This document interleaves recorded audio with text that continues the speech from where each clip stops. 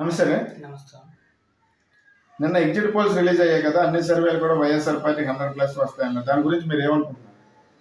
ఇప్పుడున్న సర్వేలు బట్టి ప్రతి పథకాలు ప్రతి ఇంటింటికి అందాయి కాబట్టి మాకు ఒకటి నమ్మకం ఉందండి. ఇప్పుడు దాకా అయితే 100+ 151 ఇంతకుముందు వచ్చాయి. అదేవిధంగా ఇప్పుడు 152 ఇంకా పైగా అబవ్ వస్తాయి. అదే మా నమ్మకంగా ఉంది ప్రస్తుతానికైతే.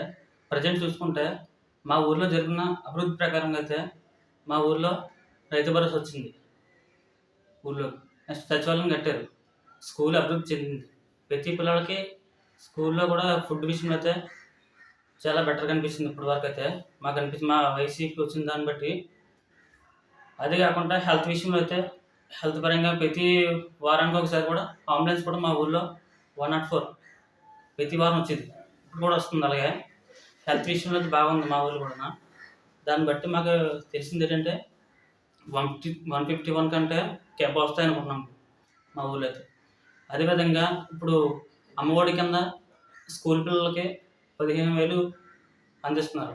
అదేవిధంగా విద్యాదీవెన కింద ఇంటర్ అబవ్ ఉన్న వాళ్ళకి అందరికీ, డిగ్రీ డిప్లొమా ఇటువంటి చేసిన అందరికీ విద్యాదీవెన వసతి దీవెన కల్పిస్తున్నారు.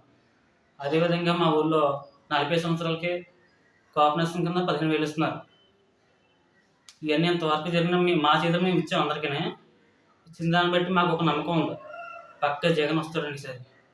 వైసీపీ మా ఊళ్ళో పక్క ప్రశస్తంగా నిలబడింది. ఇప్పుడు నెక్స్ట్ వచ్చేది కూడా మా వైసీపీ.